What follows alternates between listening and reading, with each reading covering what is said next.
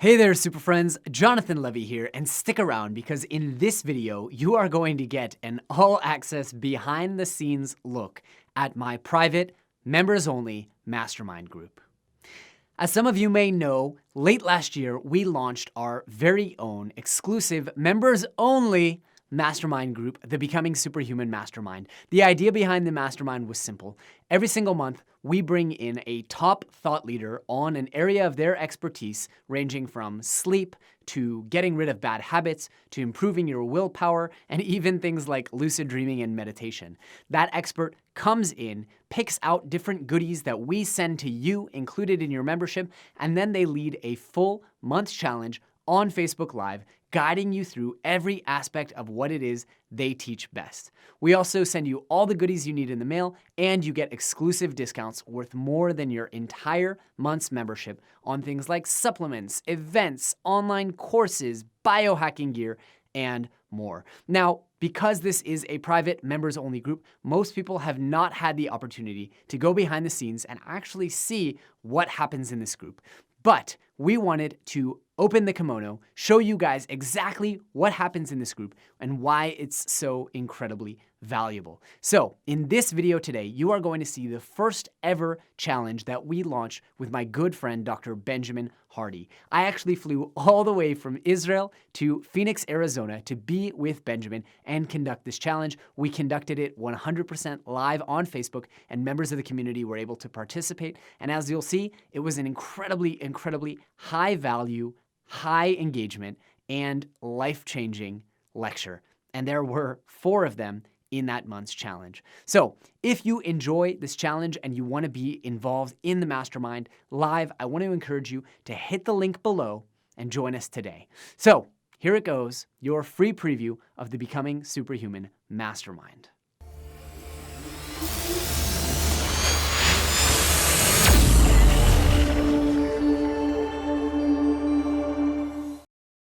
And we are live. Ladies and gentlemen, Benjamin Hardy. Welcome, welcome, welcome to the very first ever Becoming Superhuman Mastermind Challenge. This is a great moment in history, and I want to give a big thank you to my friend Benjamin Hardy for agreeing to go out on a limb and do this crazy challenge. I called Ben, and I go, listen, Ben, I got an idea I want to pitch you on. Feel free to say no. He didn't even let me finish. He goes, yeah, man. Absolutely, I'll be happy to help you. So thank you, Ben. So we're gonna small talk and chit chat for a few moments here as people come in. 1 minute, 2 minutes. Wow, this is so cool. So welcome cool. Everybody to the challenge, to the championship challenge. Yes. Just kidding. Oh, this is awesome. Thank you, Benjamin. So should we just like have everyone say where they're coming from? Yeah, that'd be amazing. I'd love to see just where this host of people is coming from. Maybe just throw out in the comments section where you live. Yeah, and I'll we can copy this, add link to post description. There we go. And we can copy it, and then we need, if you want us to see your names, we need you guys to authorize. There's some authorization for groups as opposed to pages. Athens, Greece. Awesome. So just so you guys know, I'm blind, so I'm going to be doing a lot of this to kind of see because my eyes are still post-laser. Very cool. And let us know, why don't you guys give us a wow face if you got your copy of Willpower Doesn't Work, Benjamin's excellent book that we sent out. Moscow. Dobre pожаловать. Amsterdam. Very cool. We USA. got some faces. Provo, Utah. You're originally from Utah, right? Yeah. Awesome. I wonder who that is. Syracuse. Welcome, Provo. Yeah, welcome, Provo. Provo. I'm definitely not from Provo, but welcome, Provo. Riyadh, Saudi Arabia. The screen is frozen. If the screen's frozen, refresh. Not yet. Okay, you guys will get your books in the mail. They've all been shipped out. Where are we on critical mass? 20 people. German living in Barcelona, Spain. Should have put in eye drops before this. It's all good. So why don't we go ahead and get started with a little bit of the setup, and I want to explain to everybody, I'll mute that so that we don't hear it.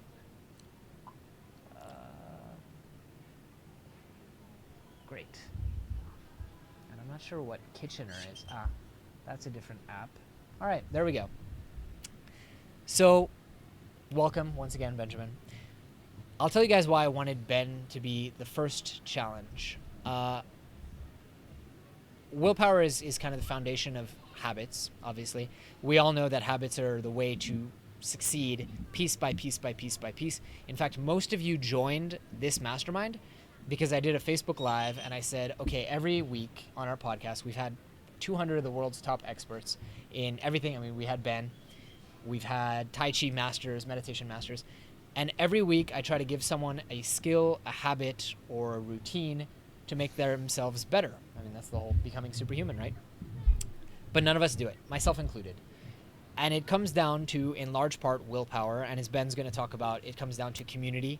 It comes down to environment and all the things that we're hoping to achieve. And in a lot of ways, I've read Willpower Doesn't Work. And what Ben's going to set us up with is the foundation for everything that we're going to be doing throughout all the challenges. Now, originally when I came to Ben and before I'd read his stuff, we talked about, like, how can we improve people's willpower? And I've read The Willpower Instinct, I've read The Power of Habit by Charles Duhigg, and ultimately, I know a lot of the stuff that would increase your willpower. You know, like fantasizing about the chocolate will actually make you less likely to eat the chocolate because you enjoy it in your brain. Or practicing willpower. And yet at the end of the day, I still don't succeed, right? And I think in your book you called it like white knuckling it, right? Sure. Yeah. Just like hold on to the steering wheel as tight as you can and just try and power through it. And I love Ben's approach because willpower doesn't work, because every single one of you know that you should meditate every single day. And like, give me a like if you don't meditate every single day. Like, I don't meditate every single day. So clearly willpower is not working. And so this challenge is based on Ben's book and based on the idea that willpower doesn't work, and that there are things that you can do, and over time, if you practice, you can become better at having willpower. You can make less decisions, right? I notice you're wearing all black, so you don't have to like pair your clothes, right? Make less decisions, you'll have less ego depletion. But at the end of the day, it's more about environment and setup. So take it away. Yeah, absolutely. I think you and I can just go back and forth on this one, but sure. There's a lot of things I want to go into in this, just to give some fundamentals, and hopefully it shifts some of your paradigms about where you've been successful in the past, why things have fallen apart, just to give a little bit of background on myself. Right, right. And why I wrote this book in the first place. I did grow up in Utah, so to the person in Provo, awesome. So I grew up in a rough environment. My parents got divorced when I was 11 years old. I tell this story a little bit in Willpower Doesn't Work, but my parents' divorce destroyed emotionally my father. He was not expecting it. He ended up going through a really deep cycle of drugs. Wow. His house became a really infested drug environment. Pretty much anything under the sun was there, and the most crazy human beings were there all through my high school period of time. Eventually it became very toxic. I couldn't stay there, and so I left. We went to live with my mom. She was very busy moving from apartment to apartment because she was trying to run a health fitness gym with her sister.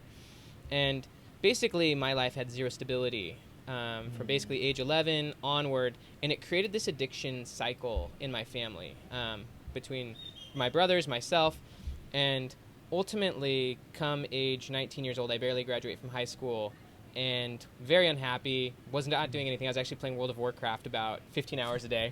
I remember that from the book. Yeah. And it's so different from the person you are today. I remember reading that and just be like, no. Yeah, what's interesting is if you look at me age 19, which is about 10 years ago, it would be easy to judge that person as someone with zero ambition, with someone with zero direction, zero talent, zero skills, and you would be very much misjudging this human being. In psychology, basically, if I were to judge the 19-year-old version of myself and say that person fundamentally has no ambition or skills, I would be committing what's called the fundamental attribution error, which is basically the most common mental mistake that people make. That's why they call it fundamental attribution error. So like if someone cuts you off on the road, you're probably going to think they're a bad person. If someone votes for Trump, you're going to probably think that they're a certain way. And you downplay the fact that situational factors have played into why this person is doing what they're doing. We're very hard at focusing on the situation. In America, because as Western thinkers, we're very individualistic. We focus on ourselves. That's why willpower is so happy. That's why habits. That's why we're focused on all these things that are just individual. We're ignoring the entire situation that sets up the individual. And so ultimately what I decided to do is I decided to leave. I served a humanitarian church mission, and immediately a few things happened. I shifted my identity because I had a new role. I shifted my behavior.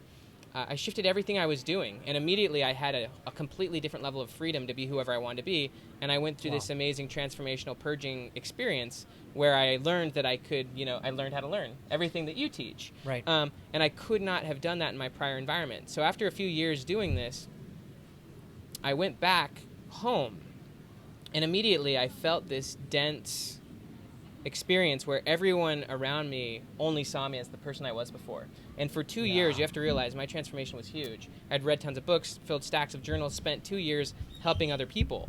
And so I was fundamentally a different person. And I came back and I realized if I had stayed in that situation, I would have stayed the same. And so I had the same experience. When I finished business school, I got what you call a mental upgrade or a life upgrade. I forget exactly how you term it. Psychological upgrade. Thank you. Psychological upgrade. Same as I've had with Genius Network and with hanging out with people like you. But I went back to that environment, to Silicon Valley, to try and raise money, and it was the same friends, the same people, same everything, and it was the pressure I had to get out of it because it was immediately reverting me back to the person that I was before. Yeah. It's like, what did I accomplish in 2 years? Yeah, it's crazy. And I mean, one of the things that I wanted to talk about initially in Willpower Doesn't Work is this idea, and a big part of this, and a big trigger aside from my initial experiences as a young man was becoming a foster parent of 3 kids and studying psychology for 10 years. Right. You're about to, for those who don't know, Ben's about to get a PhD in organizational probably psychology. Yeah, probably 2 months away from finishing that doctorate finally. But congratulations. I know. He stopped to write a book in the meantime. 2 books you're now working on. Yeah. But what happened when we took our foster kids in, and this is where the ideas really kicked in, because obviously not only do I study psychology, but I'm definitely like a self-help, fiend. And everything I saw in the self-help world was all about thoughts, habits, all those things which I love and fundamentally believe in.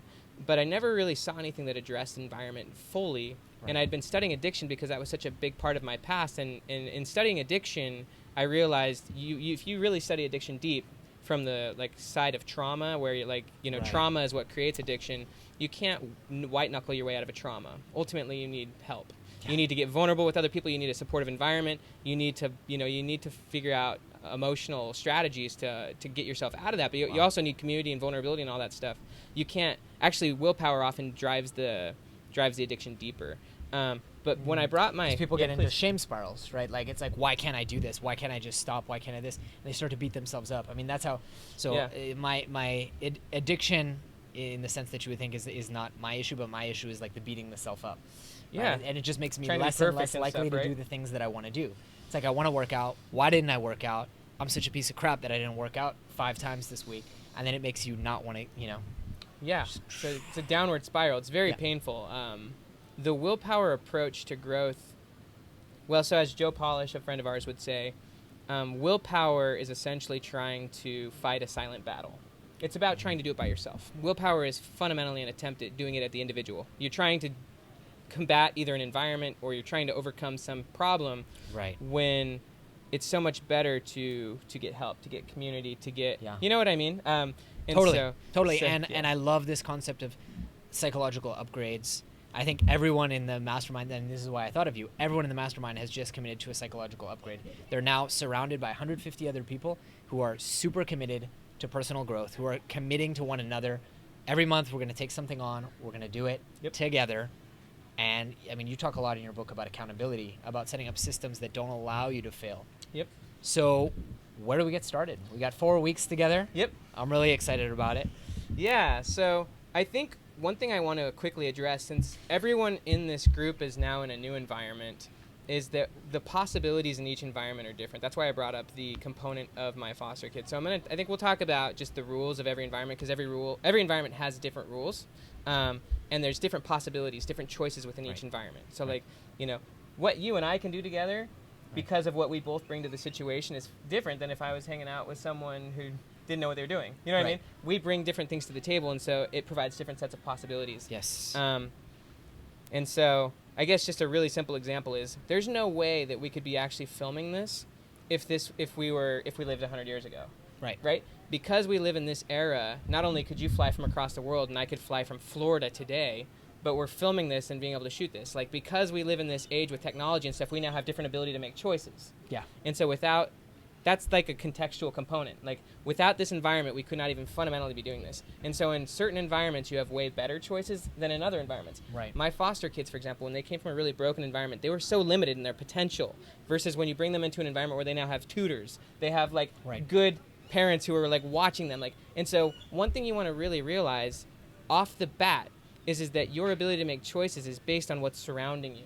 The people you're around. Yeah, and so what's cool about the psychological upgrade is that you've just spent money to put yourself into a situation surrounded by a very different level of people. So I think step number one is when you spend money on yourself, and we'll go deeper into this, that is one of the most strong ways to make a decision. And so I think right now what we'll do is we'll just take a really good working definition of willpower. Yeah. Basically from like the scientific psychological perspective, the definition of willpower is called decision fatigue. Basically what it means, most people look at willpower like it's a muscle. It's this thing that fatigues with use. You use it, then you lose it. And so at the end of the day, you've got pretty much none left. Right. And so the idea is that decision fatigue is the product of actually not having made a decision. If you don't know what you want, then you're going to be really plagued. You know, for example, if you want to go to the gym, but you also don't know if you really want to, you don't really have a strong enough reason or incentive. There's nothing pulling you to do it, and so you're not fully committed to doing it. Right. If it was no choice, no option, then it really wouldn't take willpower to do. Yeah. And since you and I spoke in planning this challenge, I just made it no option. Like, I signed up for all the classes in advance. I know I'm going to get castigated if I don't go to the classes, and that was it. Whereas if I had to make that decision the morning of and go, okay, there's a spot in the class, should I go? No. You left it up to choice there. Yeah. I eliminated the choice. Yeah. My clothes were out of the room. I made it so that I leave the room to shut off my phone. I'm not going to go back into the bedroom and wake up my fiance, you know?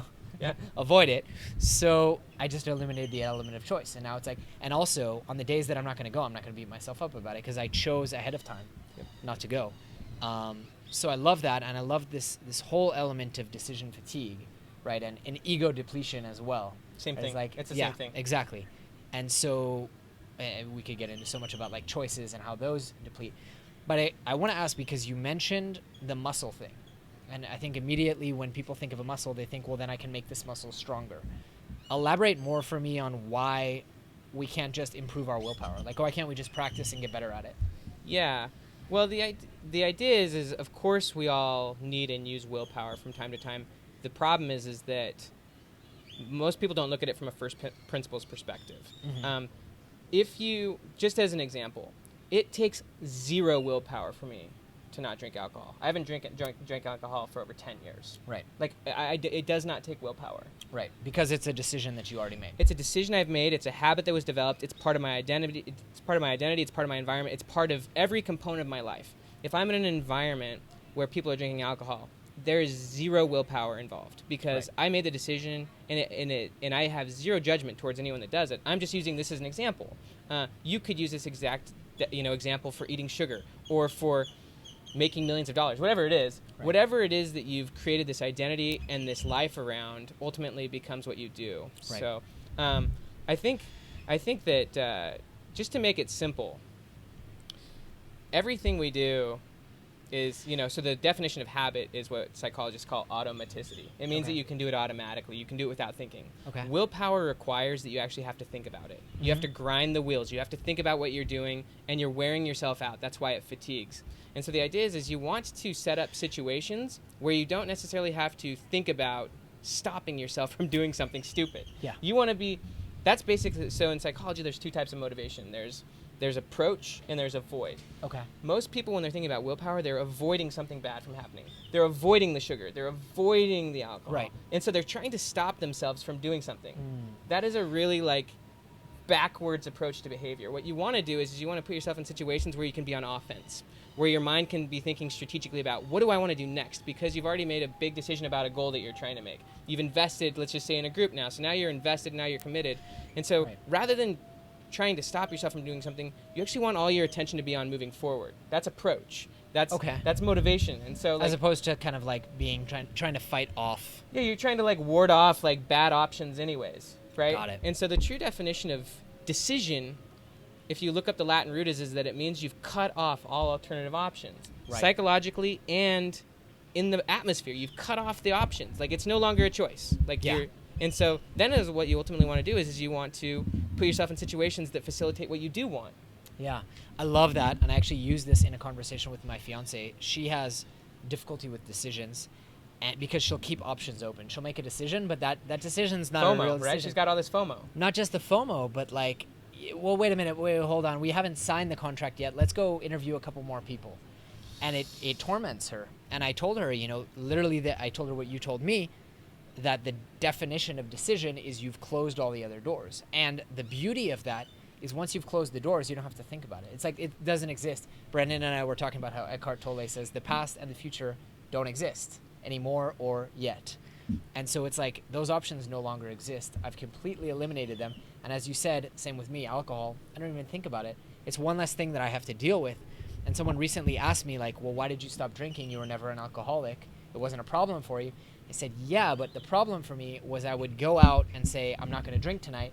And the first time someone would ask me, no, I'm not going to drink tonight. Second time, I'm not going to drink tonight. Every single time. Fundamentally committed. And so eventually. Well, every single time I had to remake that decision. And eventually you get ego depletion. You go, all right, screw it. I'll have one drink with you. And then after the one drink, it becomes 3 drinks. And then you feel like crap the next morning. So now it's exactly what you said. I just never have to think about it. I never have to think, am I going to take an Uber home? Can I drive there? I know exactly what. So I love this. And by the way, if you guys have questions along the way, feel free to throw them out. Feel free to throw the questions out. I think what we're challenging you to think about real quick is just that, like, you totally have to make a choice. There's actually a really good book called The Paradox of Choice, and it says everything you've just said. Barry Schwartz. Basically what it says is when you decide to actually make a decision, then you can actually go big on that choice. And so he actually talked about choosing like a spouse or a partner. Like, once you actually choose it and just let go and then turn it into a point of no return where it's basically, where it's basically like, okay, so important. Yeah, it's basically like, okay, all of those other options are now gone. And so now I can actually invest huge amounts into this one thing. Yeah. I call this into this one relationship, into this one person. And that's where you actually experience all the benefits. You don't get all those benefits if you're always semi-invested, semi-committed. That's where willpower, that's where confusion, all those things come in. So a big, I love this. a big component of all of this is just saying you get to make a choice and then you need to go all in on that choice. Mm-hmm. And the only way you can actually go all in on that choice is, number one, you want to start investing actual money into that thing. You want to start investing, you want to start building your life around that thing and eliminating all the negative options. So, like, do you know who, so he's the guy who created Basecamp. You know what Basecamp is? Jason Fried. Well, Jason Fried, David Heinemeier Hansen's been on the podcast. Oh, has he? Yeah. So Jason Fried, he said,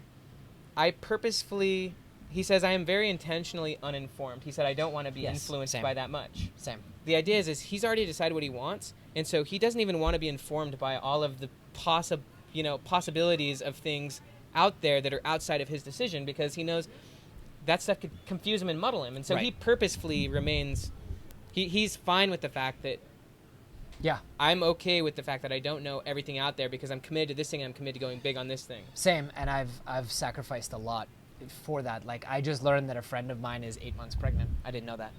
But it's like, am I willing to get into Facebook world of being bombarded by everything that everyone else is doing and not be doing and outputting myself? Because as you said, I made a decision that consuming information on Facebook is lower quality to me than nurturing relationships, sending you a text message every couple of weeks, hey man, how are you? And so I've made that decision. So Facebook no longer tempts me. So I want to figure out how we can, I mean, I know you have a whole system around this that we can implement. I also want to make sure that everyone got the workbook that Ben and his team developed. This is awesome.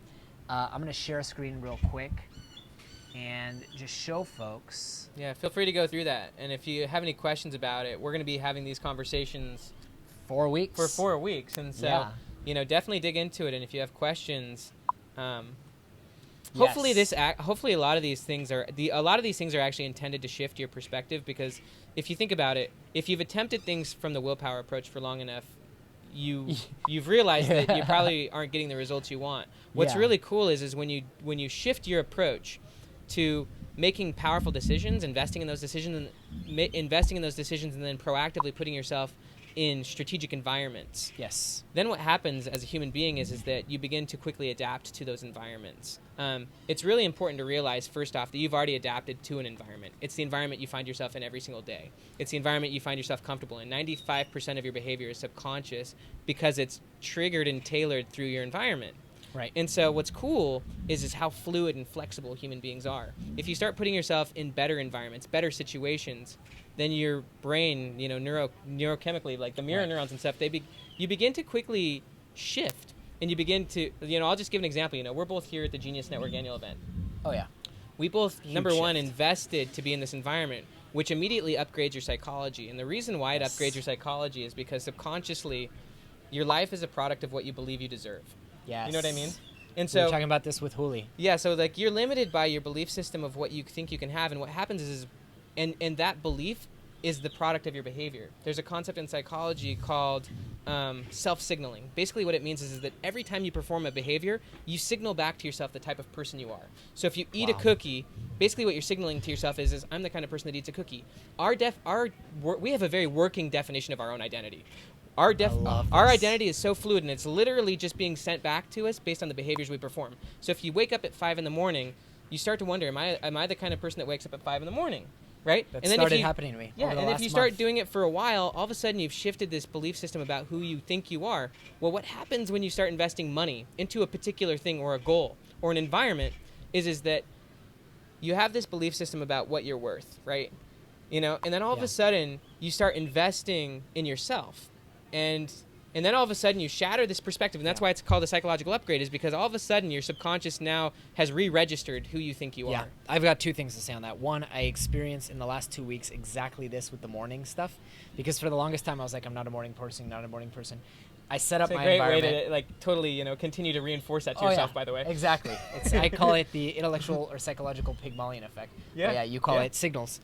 And eventually I set up my environment, read Willpower Doesn't Work, started doing this. And last week something changed where instead of, I would be at the workout at the gym, 6:45 in the morning, 7 in the morning, it switched from, I can't believe I'm doing this, to like, oh, this is what I do now. Yeah. It just became like normal and natural. And my perspective of everything around that changed. Like now 8 o'clock is super late to me. Like to wake up at 8 o'clock is just like the whole day is over. And so I got that kind of psychological upgrade by being at the gym with people who are there at 6:30 or 6. And I forgot the second point. Well, my question was how'd you do it? Was it because you're part of this challenge? Or like, what was it that triggered? Because it wasn't just you, it was situational. Yeah, What was the situation that triggered you to start doing it? Like I went through a whole anxiety thing that you and I talked about. I know that I need to be working out, and if I skip, I'm risking getting into depression, anxiety, bullshit again. Not bullshit, not trying to like downplay it, but getting into shit that I don't want to be into again. Yes. Letting down my fiance because she doesn't want to be around anxiety, although she's very supportive. And it was just making it easy. It's easier to go than not go. Yeah. I've literally made it so easy. My clothes are all set up. That was surprisingly, like I read Benjamin Spall's book on morning routines, and it's like the littlest thing of like, well, I already laid out all my clothes. I'm already, all my bags packed. And I didn't buy any breakfast foods because I counted on eating at the place next to the gym. So you may not realize this, but you're actually tapping into a deeper well of willpower research. Right. Have you ever studied B.J. Fogg? Little bit. So B.J. Fogg, he's a Stanford psychologist. He's probably, in a lot of people's opinions, the #1 psychologist on habit formation. Right. And basically, he's writing a book right now called Tiny Habits. He's got this amazing. Mm-hmm. So if any of you have heard of James Clear's new book Atomic Habits, a lot of it's fundamentally based on B.J. Fogg's research. Really. But one of the things that you're describing is this. So what B.J. Fogg says is design trumps willpower every day. It's how you design things. Trumps. Yeah. And wrong context of Trump. Yeah. I was like, what about Donald Trump's willpower? So design beats willpower every single day of the week. And so what you're saying is when you lay your clothes out, what you've already done is you've made the decision that you were going to go because you already laid them out. That's kind of like signaling to yourself that you already made the decision that you're going to go tomorrow, but you've also made it totally easy so that it's like the most natural thing you can do. One of the things that like you want to think about when you're designing your environment is you want to make it easy to do the right thing, and you want to make it very difficult to do the wrong thing. And so most people, for example, one of the reasons why they subconsciously dig into their cell phone all the time is because it's in their pocket. What you want to do is you want to make it very difficult to subconsciously slip into one of these negative cycles by putting your phone on airplane mode, leaving it in a different room, for example, removing all the negative food from your environment so that you have to go get it. Like, what you want to do is you want to make you want to make bad choices or choices that are incongruent with your goals and values. Yes. You want to make those very difficult, meaning they take willpower to do. Yeah. And this is why I wanted to. It didn't happen for this challenge. It'll happen for a future challenge. The K-safe. Yes. The time Love safe. Love it. That just like, you know what? I get a cookie once a week. Totally. And if I have to think about it, and is it today? Is it this? Just set it. 7 days. Hit the button. Super easy. Yeah. You no longer have the choice. The choice is the hard choice, which is break this $60 piece of equipment that I invested money in, as you say. Sure. Or just freaking wait and have the cookie once a week, you know? Well, what's cool about all this is there's a really good quote. There's a really good book. It's called Triggers, and it's written by, Marshall Goldsmith. And I don't know if there's, but basically what Marshall Goldsmith said in Triggers, and this became the foundation of the book, is if you do not create and control your environment creates and controls you. And what we're describing here is proactively creating and controlling your environment, because you become the product of your environment. The problem is that most people are products of environments that were designed by other people. Right. And so you want to create an environment where then you can actually proactively act and behave and do what you want, because you've controlled the variables you've designed so that you don't have to use willpower. The problem with stepping into randomized environments like Facebook is that those environments are actually set up for reactive, mindless drifting. Mm-hmm. You go into Facebook and you start scrolling, and you literally do not know what you're going to get. And because you're being unconscious and reactive, what's going to happen? You're going to see something, and then you're going to drift, and you're going to go somewhere else. Right. And so the goal is to be in environments where you can actually behave consciously and do what you want to do. I love it. Yeah. I know you just got off a plane. I'm good though, man. This is You're fun. good. This is really fun. So let's get started with what's this week's challenge. I mean, we've got 4 weeks to talk about this. What do people need to start doing today? And then we'll go ahead and take some questions. But let's make this easy for people. So one of the things that's what the book's about, right? Yeah. Make it easier to do this. Yeah. So I think one thing you want to do, given you've already made an investment in this goal, is you want to find an accountability partner to help you with this goal. Yes. Rather than trying to do it by yourself. And here's the thing about public commitment. So there's a lot of research on commitment. Basically, this goes back to the idea of self-signaling. But the research says if you start telling people what you're going to do, in a lot of ways you feel compelled to do that to look consistent with them. But you don't want to publicly commit to just anyone. Just as an example, I'm not going to talk about my business goals necessarily with my wife, because number one, she's more interested in things like me being like a good father and etc. If I share some of my business goals with some of my friends or stuff, there creates these weird judgments, and it just doesn't fit. And I was just talking to Brandon about this. You want an accountability partner where there's zero judgment about what you're trying to accomplish, where they're probably trying to accomplish the same thing. Like if I sat here and if you were my accountability partner as it related to either fitness or to us both trying to scale our companies, right? You wouldn't judge me weirdly. You'd be like, dude, awesome. And then we'd hold each other accountable. I couldn't really have that type of relationship with maybe some of the people in my near proximity, personal life. And so you want to find an accountability partner, someone who maybe is 1 degree away from your day-to-day life. Sure. Where you can just focus on the goal, where you can be completely vulnerable and honest about what you're trying to accomplish, vulnerable and honest about the things holding you back, where it's almost like a therapy session where you really don't care what this person thinks about you, but you're both on the same page, where you're both trying to go to the next level. I think that's. And I would encourage people we've installed very, very strict safe space rules for this mastermind. So I'd encourage people. We're going to be putting up an ARC thread, accountability, results, and celebration, in a matter of minutes after this live finishes. Post in there and start pairing up. You guys can post your location. If you want someone in person, that's fine. Or if you guys want to do an online, I would recommend someone in your time zone is ideal. And we're going to be connecting people that way. That's going to be the easiest way, rather than us assigning you someone who maybe you don't know, don't fit with. So, totally. Yeah. Perfect. And it can change every month, by the way. Yeah. Every Find month. someone who works for you. I think one other simple strategy, and this is kind of a fun one, it makes things automatic. In a lot of ways, it's what he was describing. In the book, I call it a forcing function. essentially what a forcing function is it's a situational factor that forces you to do what you want to do in the first place. So as an example, when he lays his clothes out, in the morning, he almost feels compelled to do it just because the situation was put in place. Like if in the morning, if you have dental floss sitting on your counter, you put it there, you're probably going to use it, because it's sitting right there. That's actually one of the things BJ Fogg recommends. Simple, too. You just lay it out. But one of the things, basically, one of the reasons investment is so powerful is because it literally puts you in a place where you have to do it. So, I'll give you an example. A forcing function could be the fact that you told someone you were going to meet them there at the gym at 6 in the morning. Because you told them you were going to be there, you're probably going to be there. If you sign up for a marathon, you're probably going to start running because you've now just altered the situation. If you want to go on a vacation, buy the plane ticket. As soon as you buy, and so this goes back to your fiance. Most people, they spend a lot of time up front over analyzing the situation and over accumulating information, when basically once you kind of know what you want to do, you want to act very quickly and then gather information based on that fact. So this is why entrepreneurs often jump into things and then they iterate and figure stuff out after they've made the choice. Because this MasterMind being a perfect example. Yeah. We'll figure it out. We'll get a challenge. We'll sign somebody. But here's the crazy part is because they did that, I guarantee they were more productive with their time because now, and think about it. They decided, I'm going to do this thing. They jumped into it. They got, let's just say 50 to 100 people or 1,000, who knows, signed up. Now they definitely have to do it. And so it completely enforces Parkinson's law, where basically you have this short timeline because now you have to produce a result. That's why they say entrepreneurship is jumping off a cliff and figuring out the how to build a parachute on the way down. Basically, that's what you want to do. And that's, I've spent a lot of time talking to Dan Sullivan about this. But when you make a decision, then your brain immediately starts looking for the answer. Yeah. Your brain, so in psychology we call it selective attention. Right. Your brain only sees, or your eyes only see what your brain is looking for.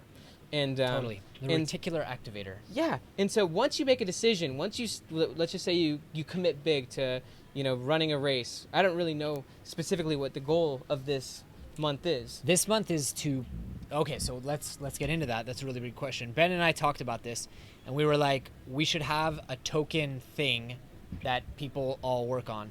But because this month is about practicing the skill, it's about practicing the skill of creating the right environment. So, and we want to hear your feedback. We had thought about basically 2 or 3 different things that everyone can choose from. Yeah. Rather than 150 people doing 150 different things. So we had thought about working out 4 to 5 times a week for some of you who want to get, this is a great way to leapfrog because we will do fitness challenges. We will do morning routine challenges. But so choose from working out 4 to 5 times a week, waking up an hour earlier, or what was the third thing that we said? Eliminate it. Yeah, no sugar. Refined sugar. No refined sugar whatsoever. I think that's a powerful one for people because that's going to stretch people. It's possible that, you've never gone 30 days without eating crap. You know what I mean? Yeah. And one of the reasons why this challenge is so healthy is because most people have a very bad relationship with commitment. We lie to ourselves more than we lie to anyone else. So true. Where we tell ourselves that we're going to wake up at a certain time and then we hit the snooze button.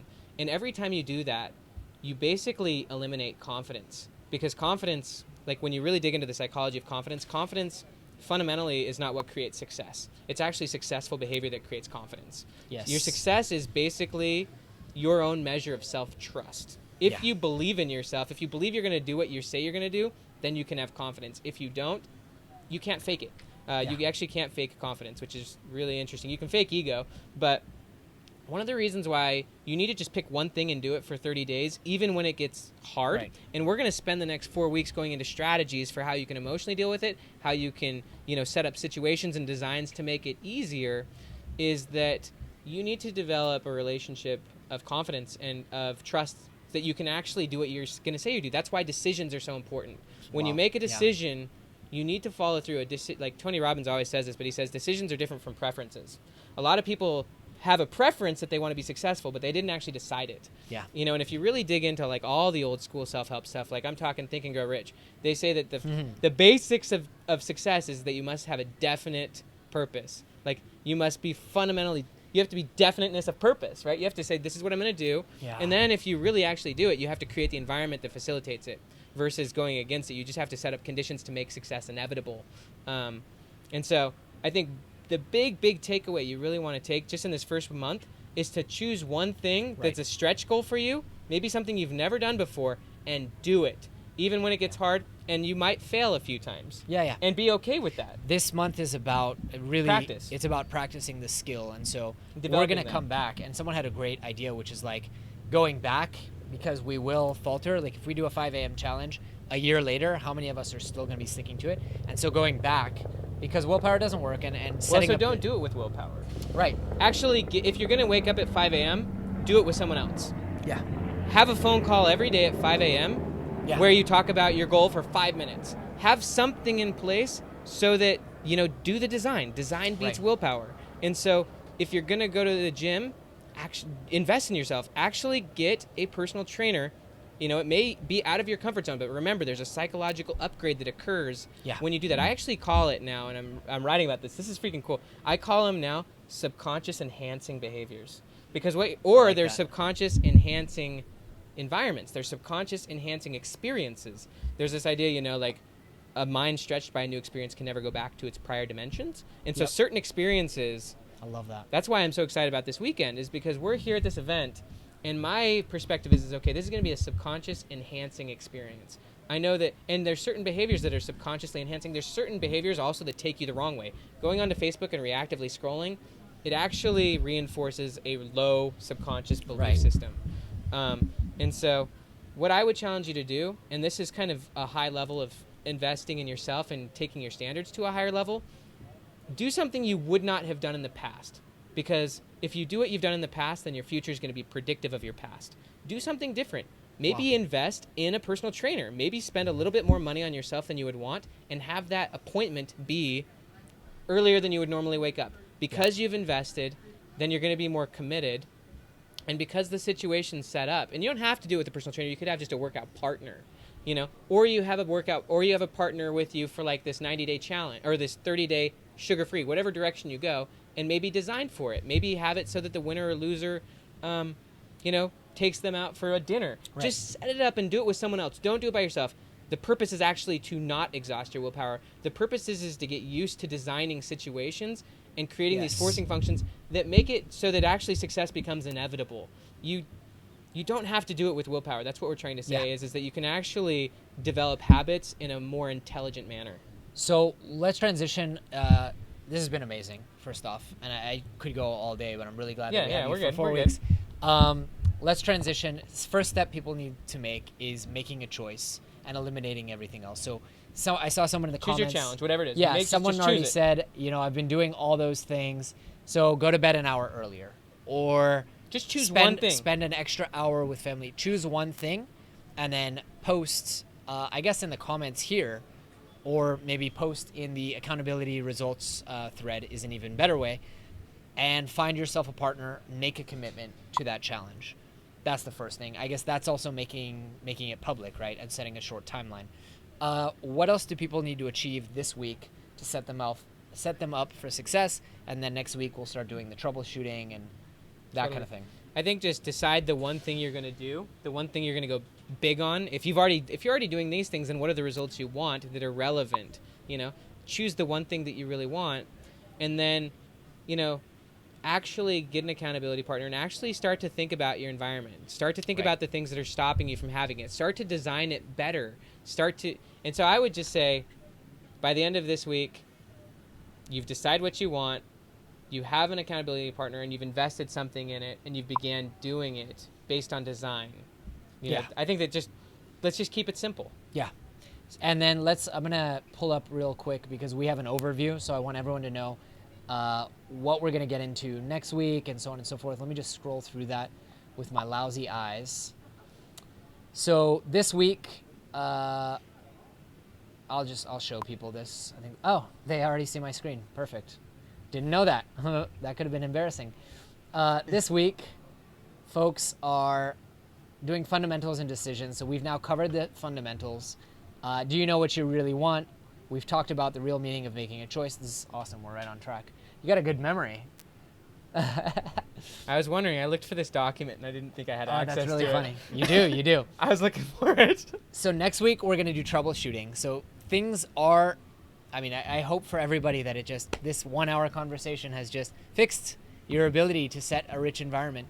But things are gonna be difficult. There are gonna be challenges. Next week we're gonna do check-in. We're gonna see how it's going for everybody. We're gonna do a lot more Q&A, and we're going to do some environmental design, high stress, high recovery environments. Ben has a lot to teach in case you guys couldn't tell. So it's really good that we're breaking these up.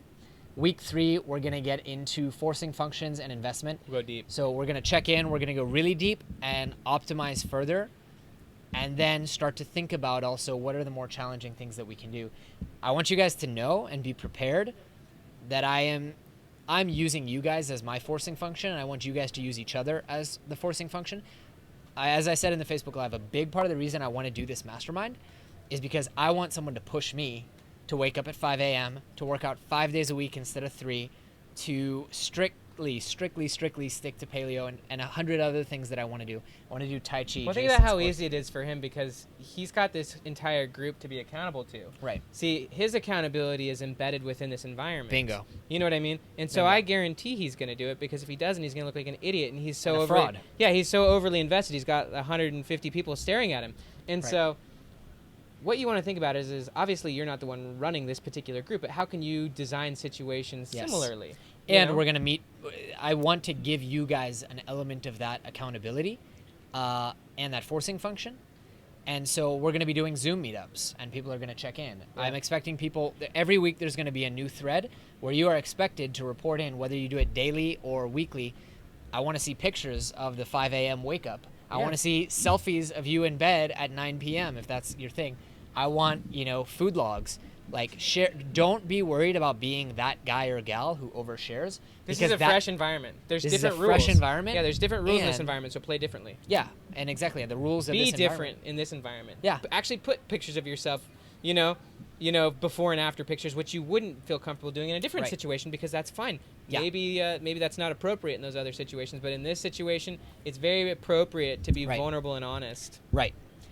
So then coming back, summary and going forward, we're going to go back. We're going to dissect like what worked, what didn't work. We're going to really take advantage of the fact that we have the expert here. I mean, it's one thing to learn this stuff from a book. And you guys can come and be like, hey, Ben, you know what? I put my clothes out. I did this. And I left the guy standing there at 5 a.m. Totally. How do I fix that? And what's going Good on? stuff. And we're going to really draw on Ben's experience in psychology. And you will almost have your doctorate by the time we're done here.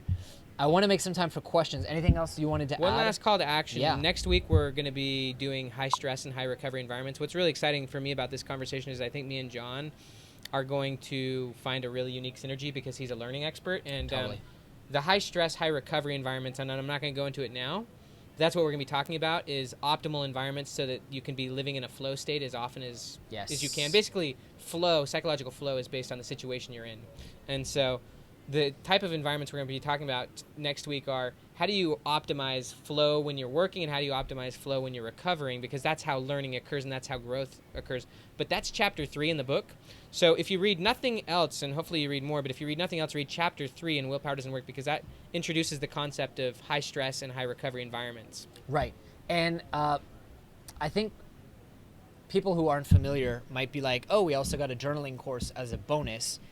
But there's a very clear connection between the willpower. Chapters 4 and 5 are all about journaling if you really want it. Exactly. And Ben has very generously offered a course to all of you, which you got in your email. Tell us about the connection between why people should consume that course during this challenge. Yeah. Oh, yeah. Jeez. We're giving you guys a lot up front. A lot. But ultimately, just remember, this is all a bunch of content that you can take dose by dose. Basically, there's chapters. So chapters 4 and 5 of the book are all about journaling. But ultimately, we talked a lot about decisions today. And you're more likely to make powerful, profound, highly committed decisions in unique environments. Not in the so for example, we are here in Phoenix, Arizona. We are not in our typical environment. We are going into an environment that's actually poised to stir emotion, to stir imagination, And it's in those types of non-traditional environments that you actually want to make the highest level decisions. This is another concept from Tony Robbins, really, but he said that the state in which you make a decision influences the trajectory of that decision. And so a lot of people make decisions in very low-level environments where they're not necessarily in an inspired mood. And so the reason why we talk about journaling is because journaling, well, first off, you want to regularly get out of your routine environment where you can go get clarity, where you can maybe do something you haven't done before, which then creates a different psychological state. And it's in those situations that you want to make big decisions. So rather than just making a choice right now, although you might be in a heightened state, so maybe right now might be a good time to make a choice, you also want to step out of your situation where you're away from the noise of your regular life and make a choice. And the reason I recommend journaling is because journaling specifically by hand is a really good tool for just tapping into your subconscious mind, really. There's a lot of research on journaling as a way. It's basically journaling has been found to be just as effective in a lot of ways as going to therapy, because you can just literally and honestly write about your emotional difficulties and stuff. You can also write about gratitude. There's a lot of stuff on gratitude journaling. Right. My recommendation is when you step out of your routine environment, when you've got some space, just start writing. Write about your goals. Write about the decision you've made and the commitment you've made, and then begin to write about the obstacles that you're going to face. Write about your emotions. Just start unloading it. And what you're going to do is you're going to start getting a lot of clarity. The reason why writing with your hand is so effective is because, number one, you're kind of focused on the writing, but because it's generally so slow, because you're writing it by hand, your mind can wander.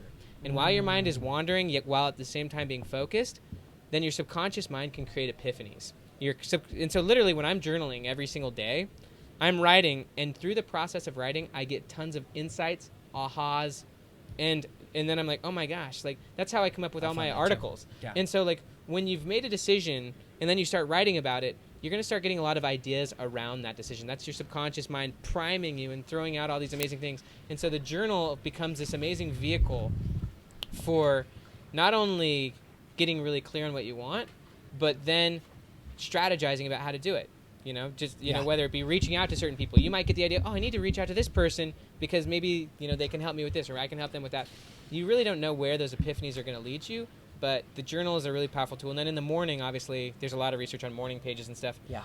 I would say, and this is a really easy strategy, and there's already so much written about it, it's almost cliche at this point. Don't be reactive to a bad environment when you first wake up, because that creates negative momentum and negative confidence. And so put your phone on airplane mode, put it elsewhere. Right. First thing you should do is not be reactive to a stimulus. That's addiction. What you want to do is you want to give yourself space. I would say go into a nice environment. What I do is actually go into my car. I step out of my house, I go into my car, because by shifting from one environment to another, you actually get a huge uptick in energy. Like literally by changing environments, your brain becomes way more active and mindful. But just step into a simple environment. It literally could just be changing rooms. I just go to my car outside my house and just write in your journal. Write about your goal. Write it in a very affirmative way. Just as an example, I went 30 days, this is before the fact. You're writing it as if it already occurred. Write in your journal, I'm doing this 30-day challenge. I'm going 30 days without eating any bad food. Today's day 4, blah, blah, blah, blah, blah, blah. You just start writing about it. You start writing about what you're going to do, how you're going to overcome your obstacles. One of these, in one of the next conversations, we'll talk literally about a concept called implementation intentions, which is basically the strategy you will apply when you're in a situation where you get triggered to do the wrong thing, and how do you deal with that. We'll talk about that later. Yeah. So, summary real quick before we go into the questions. By the way, anyone who didn't get the email, check your spam and make sure you whitelist the email. Super important. If you still didn't get the email, you can email Brandon, as he mentioned his comments or his email on the feed. I'll just put that right in here. But if you're not getting the emails, that's a problem, because we're going to use those to send you books, courses. I mean, you've already missed out on an online course, a workbook, the link to this feed, and a ton of other stuff. So make sure you're getting those emails and that you have notifications set to on Facebook for this group. So people's homework today, we're starting people off really simple, setting them up for success. They need to make a decision. They choose their challenge. Choose their challenge. Choose your 30-day challenge. Just choose one. Find themselves an accountability partner for this month's challenge. And Read then chapter 3. read chapters 3 and 4, you Okay. said, and open up the journaling course if you feel compelled to. That's it. That's a pretty good amount of homework right Yeah, now. see, Someone that's said it. here, they have trouble sitting down to read, so I know a lot of people are very busy. We're going to keep it right there. Listen to the audiobook. Listen to the audiobook. Go for a walk. Exactly. I mean, I know you already have it, but invest in yourself. Take it to Totally. the next level. Get the audiobook. Go for a Totally. walk if you need to. Totally. We got a lot of thank yous here. I'm going to lean forward. Sorry, guys. I'm so blind after the laser eye surgery. Questions. Very good info. Awesome. Thank you guys for the kind words and the feedback. Yeah, and Huli has a question. This is fantastic. I don't know if anyone can hear me, but can you talk us through your personal environment when you're away from your regular environment? Yes. Well, Good like, what question. am I doing now? Let me restate the question. Like, Huli, how do you- off camera, asks for Ben to walk us through, because we're traveling right now, walk us through your environment when you're away from your environment. How do you maintain the positive environment? Yeah. Great question. Is that Thanks, basically the Huli. main question? Is what do you do when you're outside your environment, or?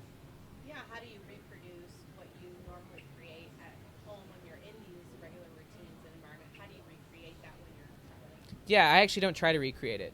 Okay. The goal is actually for newness. The brain really loves freshness, and so I'm not. Yes. I actually don't want I don't want this to be similar to my experience back home. I want it to be fundamentally different, and I want my routine to be different. I'm fine if I sleep in while I'm out here. I'm fine mixing up my habits and trying new things because this is a different environment. It's going to create different emotions. It's going to open. The goal is actually, in this case, to unlock different insights that I can then take home and then reestablish my environment to a higher level back home. That's where the morning routine. And so I'm not the kind of person who's actually trying to maintain the same habits in this situation. I'm actually trying to shock my system and trying to open myself up to new learning. But you're still doing all these fundamental things that you I would mean, do. I just went to the gym, for example, before Right. doing this. It took 30 minutes. You set yourself. You were dressed for it. You sat on a plane. You set it up in such a way that it just was easier to go. It was easier to go. I mean, I'll give an example. Here we go. Check this out. Sorry for the scraping noise there. Yeah, sorry, that might have been loud. So I'll just pull out if I've got it. I do have it. Here's my journal. Love it. Which one do you like? This is one I got from Michael Fishman Okay. at the Consumer Health Summit. Oh, there you go. The reason I like it is because literally it's just blank pages, but it also has a pen holder. So Love that. But I was listening to 2 different books because I've been experimenting with. There's a concept in learning called interleaving. I don't know if you guys have dug into interleaving. No. But basically, it's a learning strategy. So there's a concept. Basically, most people will study in a block fashion where they'll do like one thing repetitiously and then they'll maybe do something different. Like so Right. if in basketball, you might shoot a free throw literally 100 times. Yeah. That's block. And then maybe you'll go and do layups 100 times. The research says it's a lot better to actually go back and forth. We call that brute force learning. Yeah, like so maybe you shoot one free throw and then a layup, one free throw then a layup, and what that does is it gets your brain adaptive to the Right. shifts in environment. And so what I've been doing lately is rather than reading or listening to one book and then going to the next, I've been interrupting myself and going back and forth I've been because doing then that it too. deepens your learning process. It Right. deepens the memory. And so what I was doing on the plane here is I was listening to 2 books back and forth, and I was right. And what's cool is that the because creativity is all about connecting ideas. Right. What happens is the 2 books blend together. And so That's cool. the ideas from one book blend into the ideas of another, and it creates these weird, unique connections. But basically and just to totally bring all this together, so on the flight, I probably filled out 20 pages of journal. It was about a 3.5-hour flight. Wow. And I was listening to books, and so I was plugging ideas, but I was writing specifically about my huge goals for October of 2019, so I got a year. I was writing about everything I'm working on, and I was just doing it in a space, and again by hand, so that I could get what's called epiphany ability. Epiphany ability is what's like, and so I was just getting all sorts of crazy insights, writing about my goals, writing about ideas just from the book, and so many interesting things came out of it. Just by virtue of me writing and by listening. You turn it into an active process as opposed to a passive. I Oh, love that. very active. But what's interesting is that I got an idea for a book that I'm going to write, and I did not expect that. Like, I was thinking about it. I was just giving myself a lot of time to even just ponder and reflect in writing, and I got an idea for a book that is going to be amazing. That I've been wanting to write a book in a certain niche that I've just never tapped into lately, and I totally got it during that flight. Very cool. And now I'm publicly talking about it now, and so. Right, as I'm watching, now that we've done this, we're literally watching Ben do this in real time. Yeah. So you put yourself in an environment. With the on an airplane. No Wi-Fi Airplane on mode. the plane. Yeah. Airplane mode. You're in an environment. You're going to Genius Network, so you're Totally thinking, like, enriched. I need to be inspired. I need to be enriched. I need to be this, that, and the other. Yeah. Brilliant. I do some of my best work on planes and trains as well. Well, that's because the environment's set up for it, right? Totally. The distractions have been eliminated. Totally. Plus, you're around all sorts of weird stimulus. You're around weird people, that are totally abnormal, so your brain's firing in different ways. More neuroepinephrine. Yeah, it's great. Oh, yeah. And so I think that, the brain needs novelty. One last just thought. Yeah, I think that's just it, that's what I do. I mean, so that's we just a didn't case study. mention, Ben's a very interesting person. When we didn't mention your, like, how you got on the map as a thought leader, which is Ben's the #1 writer in the world on Medium. It's just like, we didn't even cover that because you have so much interesting stuff to share. I want to make sure we give time for questions. Any questions, please. Yeah. Share concerns, questions about application, aha epiphanies. Right. And you'll also, I know you're not super active on social media, but we'll add you in case you want to mess around. Sure. Yeah. Honorary member. Amazing. Yeah, I would just plug stuff in. This is great. Can you read that? Because I can't. Yeah, absolutely. Benjamin, I'm hung up with something you said in the beginning about gaming addiction. I went through the same thing 16 to 20 hours per day. Oh, gaming addiction. Okay, yeah. Wow. And I think many more people are. Do you have any content for that? Or would you be willing to write about it? Okay, yeah, I would definitely be willing to write about it. You're willing to write about pretty much everything. Well, yeah. So there's an article, and this may be honestly the first place to go if you've never read Willpower Doesn't Work, being it a full book. I wrote an article a few years ago that became the generating idea that turned into the book. It's called Willpower Doesn't Work, Here's How to Actually Change Your Life. It's on Medium.com, been read by over 1 million people. Wow. And that is basically a summary of some of the core concepts. And I think that that's kind of the strategy as far as overcoming, whether it be a gaming addiction or whether it be there's a lot of stuff we're going to go into over the weeks, but there's just for this person who may be hyper interested, there's actually a book called The Easy Way to Stop Smoking by Alan Carr. I've heard about this book. It's so supposed good. To be so good. Oh, it's amazing. Basically, if you really want to understand addiction and how ridiculous it is, and also about how much willpower makes the problem worse, read The Easy Way to Stop Smoking, even if you're not a smoker, because it helps you realize how often illogical and destructive your addictions are. So I would say... That's a brilliant recommendation. I would say check that out as far... And you can connect it with gaming, you know, because most people who game that much are internally conflicted with that decision. Yeah, they have all sorts of justifications and excuses as to why they're doing that and not doing something else with their life. And so there's obviously this internal conflict. And so what that book does, The Easy Way to Stop Smoking, is it helps you unravel and unwind all of your internal conflicts, and it helps you realize how illogical and how stupid your own process is. One just simple thing that I want to share as it relates to addiction. The #1 reason people stay in an addiction is because the brain very much likes to predict the future. That's basically the brain's tool. The brain is a prediction tool. It's fundamentally a prediction machine. And so as human beings, we very much want to understand what the outcome of our behavior will be. Even if it's an addiction. The reason people stay in an addiction is because they can at least predict the outcomes of their behaviors. Wow. And so if you start doing something different, even if it's like doing something that's like stopping the addiction, that creates all sorts of emotional fears because all of a sudden now you don't know what's going to happen. Yeah. You assume that it's going to be better because you believe that, if you're really logical about it, that the addiction is destroying your life. But the fact that you can't predict the outcome is the reason people stay in addiction, is because at least they can predict what's going to happen. And so I'm always interested in, and you taught me about this Holmes Rahe stress inventory, and what interests me, Jeez. it literally changed my life. And I want to do a whole podcast episode just about that concept. But it's good stuff. it interests me so much how like good things can sometimes like cause stress or All change scare causes us. stress. All change causes stress. And we were talking with Huli before about just, talk about like predicting your future. Like she made this huge leap, committed to this habit of working on her business every single day.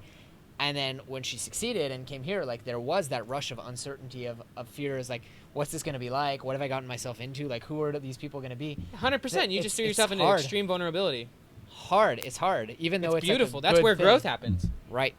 Yeah, what's interesting is like the brain wants to predict the future, but the only way to actually learn is to experience what they call, what neuroscientists call prediction errors.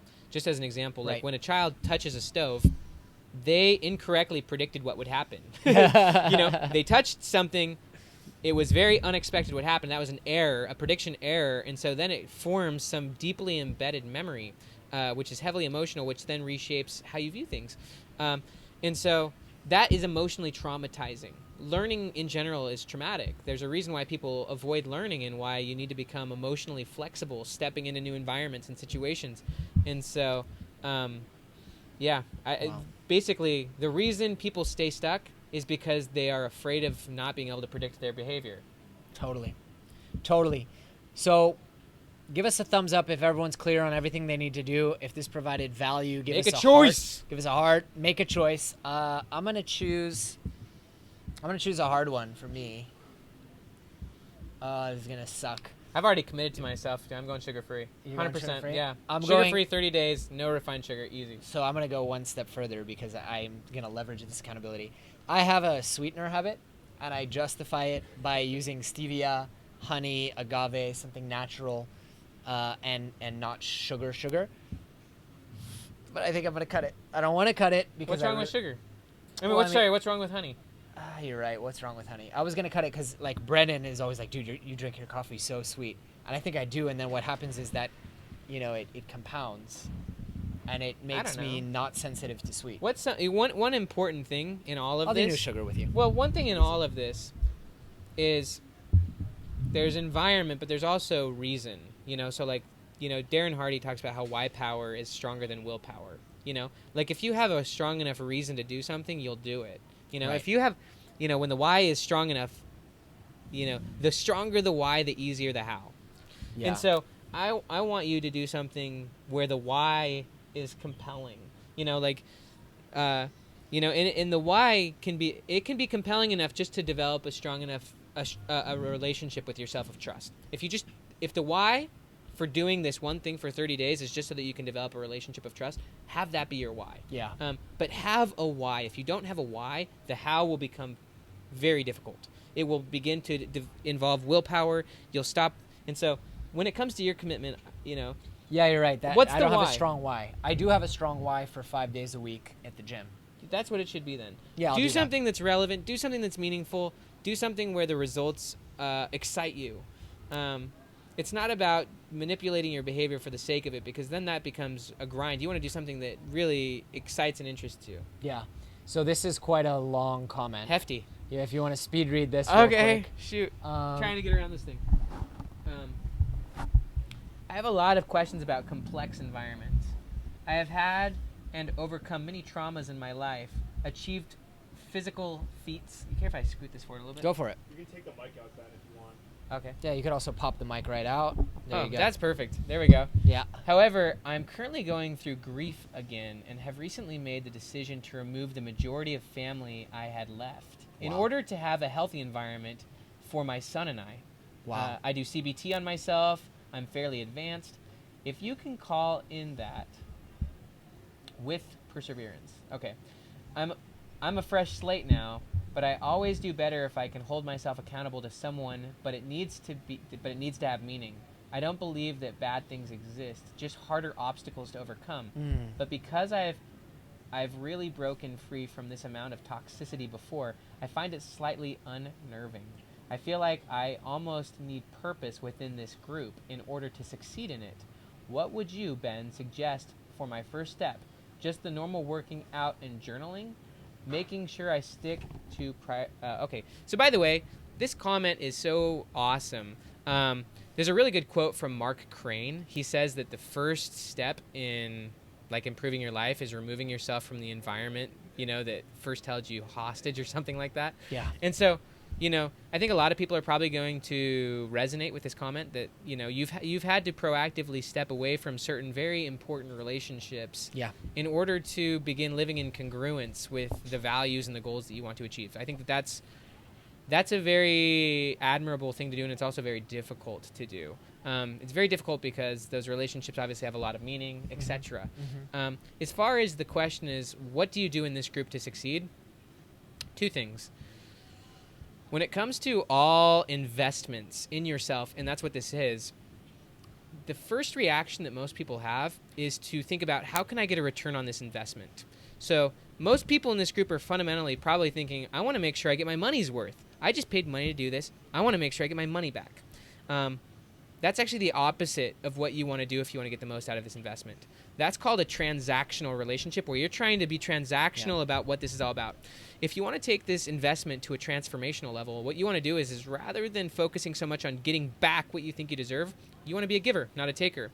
And so if you can find people in this group to support, maybe find an accountability partner in this group and make their success during this 30-day challenge just as important to you as your own success. Right. And go in, we created a rule that I think is really great. I got from Jesse Elder, 3-to-1.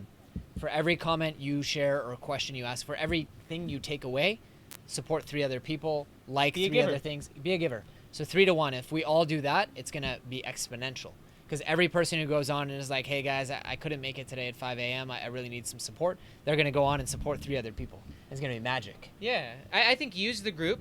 I think I would put constraints on it though. Like, so I run a group and I have a Facebook group, and my challenge for the people in that group is, don't use it more than 10 minutes a day.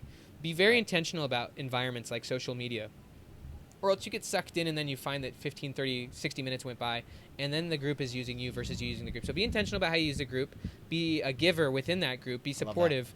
But I would challenge you to very much find someone in this community, and make them your accountability partner. Make it very congruent with this environment. You've found yourself in this environment. There's someone else that have found this person in their environment. Maybe you should throw out a comment and say, hey, I'm going to do this challenge. Who wants to be my accountability partner? And then set things up so that you're actually talking to this person a few times a week. And then, feel free to share your challenges in the group. Be vulnerable. Be honest, but also give meaningful comments. Just be a giver. Be a genuine contributor in this group, and I think it'll be more meaningful. But stretch your comfort zone by actually getting an accountability partner and using it in the way that an accountability partner would be used. Yeah. Which means that you actually commit to things, you report your challenges, and you report your progress regularly. Maybe you shoot texts back and forth to each other. Highly recommended. Or IMs or like Facebook messages. I would report your progress to your accountability partner daily. So like this, don't do it on the phone every day, but maybe shoot a text or a Facebook message where you just say, did it, or failed. But the fact that you have to report it. I do that with Rory Fairburns and Todd Bookspan. After the last Genius Network meeting, we all are. This is another reason why I've been able to wake up early and work out.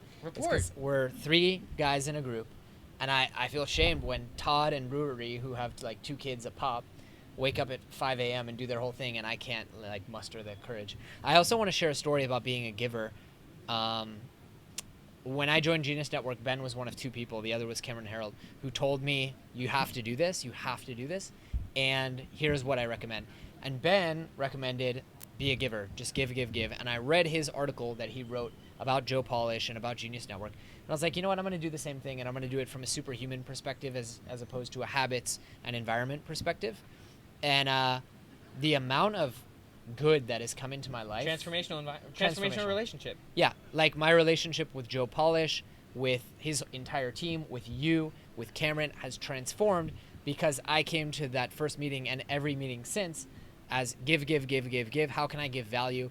When the competition that we won, we published open sourced all of our strategies and our like logic flowcharts for doing the email campaigns. Just give. Like I'm always thinking, how can I give? And I'm probably at a 1-to-10 ratio of, hey guys, can you help me? Can you recommend me? Can you this? Can you connect me? And it's been huge. So you It's will just get a back smart what you put way in. to engage with high level people. Yeah, totally. And it can quickly separate you from a pack of Totally. people who are just interested in what you can give them. If you're proactively thinking about how you and thinking, being thoughtful about providing insights into how you can help support another person, immediately they become emotionally invested in you. So it's like there's a reason why you know it's actually not hard to succeed in high value environments when you go from Totally. transactional to transformational. Totally. Let's take these last two questions. I know we're running long and it's becoming so much that people won't be able to watch the replay because it'll be hours and hours. I can read it. Do you want me to? Yeah, that'd be great. Can 'cause you I'm elaborate a bit on how to not get trapped into feeling shame when you officially make yourself accountable to someone so that it doesn't end up being what drives you instead of the initial desire to achieve something? Yes. So basically, this question is, what happens when internal motivation shifts to external motivation? You know what I mean? Where you're no longer doing it for the real reason, but now your reason for doing it is simply because you don't want to look stupid, right? Right. I think that this is why morning journaling is so key for me, is that it continuously reminds me of my why. I'm very much a fan of both intrinsic and extrinsic motivators. And so I apply extrinsic motivators to everything I do, but I'm constantly reminding myself why I'm doing this in the first place. And I think it's maybe important that for this person, for example, when they talk to their accountability partner, maybe you guys make it a ritual that for the first 2 or 3 minutes of your conversation, you just remind yourself, just so you know, this is why I'm doing it. Like, this is my why. And so that each other knows the why and can support the how. That's all I would say is it's okay to use both. But just constantly remind yourself of the why and continually develop it. I love that. I love this question as well. I have a hard time picking one thing. I think a lot of people, because our audience is like learning enthusiasts and self-improvement enthusiasts, how do we pick one thing? I'm in the Super Learner course and I got lost along the way. Could I use that, or should it be a habit? Is it better to pick a habit or a goal? So I don't know how you feel about this. Go ahead. I would say the Super Learner course is a kind of workout, training, exercise. In Hebrew, by the way, the word for it's the same word, but in any case, if you want it to be that you do a mental workout, like a memory workout instead of a physical workout, that's fine. I would challenge that, maybe not to be like self-deprecating, but I would think that physically working out 5 times a day is going to change your life more in a month than practicing your memory. But if you're feeling like that's the kind of workout that you want to do, I'm fine with that. Also, for the people who are saying like maybe they should do a reading challenge, that's a workout. If you want to do a mental workout instead of a physical workout 5 days a week, I count it. That counts for me. And you're going to have the same challenges as someone who wants to get to the gym 5 times a week. So I would say that that's congruent.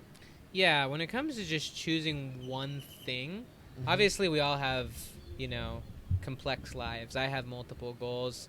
I have 3 kids. In 4 weeks from now, my wife's giving twins. So literally I'm going to have 5 kids. It's going to be crazy. Congratulations. Yeah, it's nuts. But I think that, in the midst of all of my goals, it's not too hard to just choose one thing and commit to it for 30 days.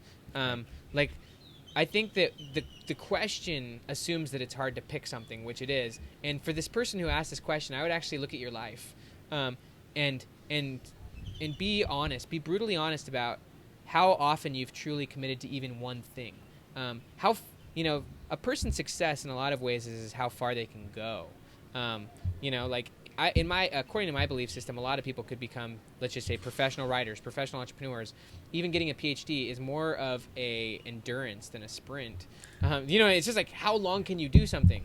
And if you look at your life and if you realize you haven't gone very far in anything, then that to me is a demonstration that you have a hard time making choices because, And so I think that really the purpose of this first month is for you to experience the emotional difficulty in choosing one thing at the expense of others, embracing opportunity costs, turning it into a point with it. And so how do you pick one thing? You say you're going to do one thing that has some form of meaning. If you have a list of 3 or 4 things that interest you, just pick one of them. And then forget about the other 4 right now. Right. You know, And just that's part of the actually making a decision is we got time. I mean, we're hoping that this is going to be such a valuable group for you to be a part of, that we've got years together, and we're going to do so many challenges. Yeah. Right now, you need to just be Build at a peace muscle. with those things. Need to wait. Let's focus. It's almost meditative in a macro sense of, I'm just going to focus on this. I'm not going to worry about the fact that I want to get back into the gym or that I want to do this. I want to wake up early.